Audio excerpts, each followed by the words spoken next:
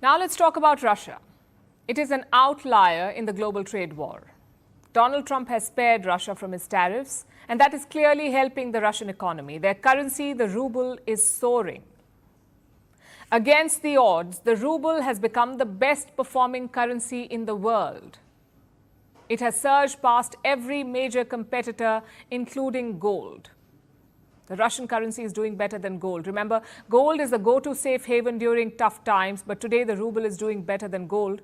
This year, it has gained 38% against the US dollar, a 38% rise in the global market. The dollar, on the other hand, is struggling. You could say Trump crashed the dollar with his tariffs. His trade war has triggered a major crisis of confidence in the greenback. But that's not the only reason why the ruble is shining. Overall, Moscow's economic strategy is working. Three factors are driving the ruble's rise. First, a political thaw between Putin and Trump. This has eased fears about the future of the Russian economy. It has boosted confidence in Russian assets. Second, tight monetary controls. Russia has curbed the demand for foreign goods. This has led to reduced imports, and it has left more foreign currency in Russian coffers. And the third reason, government intervention. The Kremlin is using its National Wealth Fund. It has been selling foreign currencies, like the US dollar and the British pound. And this helps support the ruble. It fuels the kind of rally that we are now seeing. Russia is confident about its economic trajectory. At the same time, the Kremlin admits that there are challenges ahead. Right now, our economy is developing quite successfully. It is stable and has a high margin of stability. However, additional efforts will be required given the turbulence we are currently experiencing in the global economy. So what are these challenges? One of them is the price of oil. Earlier this month, oil prices dropped. 1 barrel of Russia's Urals crude was trading at almost $50. That's the lowest price level in almost 2 years. $50 for a barrel. And the outlook is worsening. Like we just told you, the demand for oil is set to fall.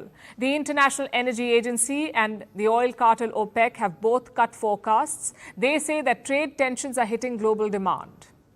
And when the demand for energy slows, Russia makes less money. Needless to say, this is bad news for the Russian economy because it depends heavily on energy revenues. Last year, Russia earned more than $100 billion from oil and gas sales. If price drops, if demand falls, Moscow will earn less and it will have less money to spend. In fact, the Russian central bank has issued a warning. If Trump's trade war escalates, global trade will slow down. So will the demand for Russian oil and gas, and this could weaken the Russian economy.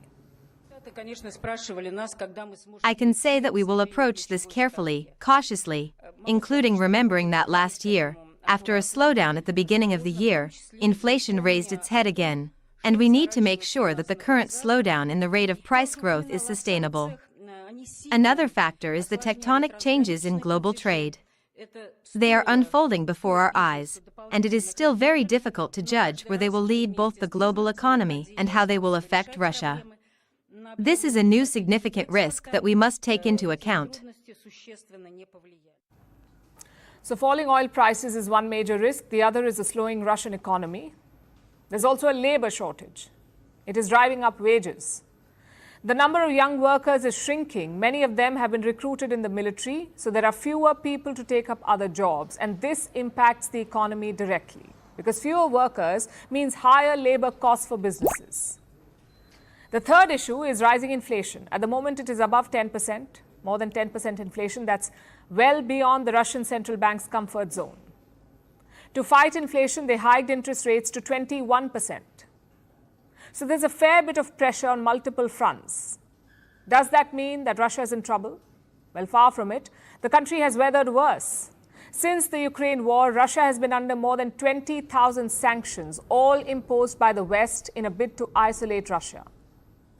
But Moscow managed to adapt. It found ways to bypass restrictions. It took advantage of the slow, uneven sanctions enforcement.